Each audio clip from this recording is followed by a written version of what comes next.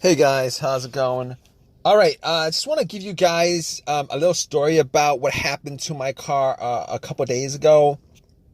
So basically, what happened was the car was driving fine all day without any kind of issue, uh, and I went to Walmart, parked it there, went, got something, came back, and out of nowhere, it wouldn't crank. So no crank, no start issue that I had. So basically, everything on the dash worked fine. Everything in the car worked fine. There was absolutely no issues at all. The remote worked fine. Was able to get into the car. Radio was blasting. Radio was on. Everything. All right. So basically, I was thinking to myself, probably the battery was the issue. So what I did was I turned on the headlights, went out and checked out the beam, just to give me a gauge on how bright the headlights were. I could probably determine whether the battery was good or not. And the headlights were really bright. So right off the bat, I was thinking if they were that bright, I should at least get like a really slow crank if the battery was kind of low. Regardless, I had to check out where the battery was. I went and checked out where the battery was just to make sure that all the terminals were clean and they were tight. And I noticed that the terminals were a little bit corroded. There was some white bluish stuff on there. So what I did was I took out a bottle of Coke, poured it on the terminals, and was trying to clean it with some paper towels, and was able to clean it pretty good. Now the terminals weren't super tight. I was able to wiggle it out, but they were snug in there, so I knew that it probably wasn't the terminal being loose that was causing the issue. And then after I cleaned it up, popped it back on, and tried to start the car, it did the same thing. It wouldn't crank, it wouldn't start, but everything else seemed to be working all right. So at that point, I was thinking to myself, all right, maybe it could be a weak ground wire. If you guys don't know what where the ground wire is, the main ground wire is pretty much the negative terminal, and most of the time it connects to the frame of your car. So I checked it just to make sure there was no corrosion, that it wasn't split or anything like that. There was no issues with it. So what I did after that was I had a battery pack that I bought a couple of months ago, because I had the same situation where I swapped out the battery. I was hoping that it was the battery, even though I swapped it out, considering I could actually just swap it out at Walmart. So I actually put the battery pack on there. It was at 100%. Tried to start it, and still wouldn't start. So at that point, I knew it was probably not the battery. And even though, I didn't think it was the alternator, I could probably just at that point rule out the alternator, because if it was the alternator, the car would have at least cranked or slow cranked, or I would have been able to start it. And then once I took the battery pack off, it would have just died out. So at that point, I was able to rule out a bunch of stuff. I was able to rule out the battery, the ground cable, and the alternator, even though that probably wouldn't have caused the issue. So after going through that, I was thinking to myself, could it be something? Could it be the car's computer ECU?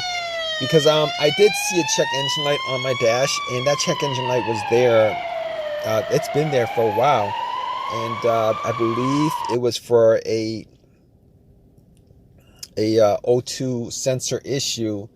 Now, I did have an OBD2 that I bought from Walmart, and it was a $19 OBD2, one of the cheap ones, and I pretty much hooked it on to my OBD port, and trying to make sure that I was actually getting a connection between the car's computer and the car itself. It did scan all the way through. Now, I'm pretty sure that that the OBD2 wouldn't actually pick up anything that would cause a no crank, no start situation for the most part, except if if if the car's ECU, the car's computer was, for some reason separated from the car. For what reason, couldn't communicate with the car. But anyway, regardless, I actually plugged it in. It scanned all the way through. Only code that popped up was the aux02 sensor code, and at that point, I was pretty sure that it wasn't anything to do with the car's computer, any codes that would cause it, and I actually had to move on to I had to move on to some other troubleshooting outside of that, because that wasn't causing the issue. So basically, I got to a couple of things, which were the fuses and the relays, which were highly capable of causing a situation like this. And got to the fuses, checked out all the fuses, just to make sure that none of them were blown. And I was actually looking at them. Now, I didn't have a fuse tester on me. I didn't think it was the fuses. Now, the two situations that I've had where fuse would cause a situation like that, one of those situations was a Honda that I had where the main fuse blew, and I was getting no power throughout the whole entire car. The main fuse was the fuse that connected the battery to the fuse box itself. And that was the previous situation that I have, and I'm pretty sure that wasn't the same situation that I had, so I could rule that out, because I was getting power to everything except it wouldn't start. Now, the other situation I had pertaining to a fuse that caused a no start situation was actually a crank no start situation, and I think one of the fuses actually blew. Then that fuse was connected to the ECU or the fuel pump. And I remember once I changed out that fuse, the car would crank, but it wouldn't stop. Once I changed out that fuse, it was able to start up. So I could rule out those two situations as being, related to a fuse issue that would cause this situation that I had. So, so basically, I could rule those things, the fuses out, and the fuses were pretty clean. I didn't smell any kind of burnt smell, and didn't see any kind of brownish, anything brownish, and a brownish appearance on top. So at that point, I was able to kind of rule out the fuses, not at 100%, but I was able to rule out the fuses for the most part. So basically, at that point, I had a situation where I was maybe, it could have been the relays or the starter. That's what the two situations that came up. But I didn't think it was the starter, because I did switch out the starter about, I would say I switched out the starter about a year and a half ago, and that was, it seemed like it was a starter issue, but I didn't really want it to be a starter issue, considering I only put maybe like 20,000 miles on my car, and I think they should last a lot longer than that. But anyway, before I even went there, I looked at the relays, just to see whether they had issues or not. Now, I couldn't make out whether the relays had issues, but I did get to the starter relay. I pulled it out.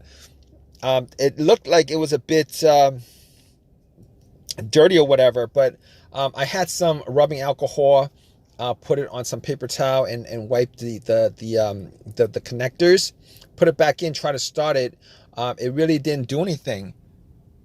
Didn't change up the situation. So I was thinking it was a weird situation, because it would click every time I would try to start the car, it would click, but it wouldn't crank. It wouldn't crank at all. Normally when it clicks, it normally means that the relay is working, because that's what the relays do when there's electricity going through, that it clicks to connect the connection, to whatever it's relaying the electricity to.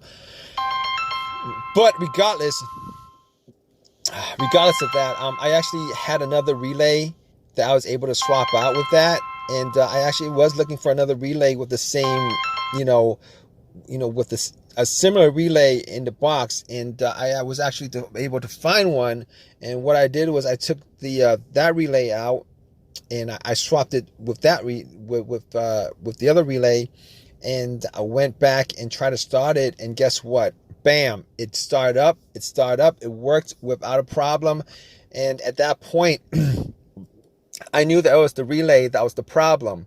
All right. So it was a pretty easy fix. I drove to AutoZone, which was within that whole shopping center. Swapped out the relay, and that was like 3 days ago. Haven't had a situation since. I've been driving the car, turning it on, off, for 3 days. Haven't had that situation at all. So just want to give you guys, just gonna give you guys that story of a quick fix that I had of my car. If you guys are in the same situation, you guys watching this video, hopefully you guys have an easy of a fix as I had on my car. You guys have a comment, leave your comment in the comment section.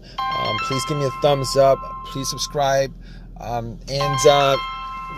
Like I said, if you guys are in the same situation, just go through the steps that I went through as far as trying to figure out, the situation with my car. And, you guys should be good as far as troubleshooting and diagnosing your particular problem. Take care, guys.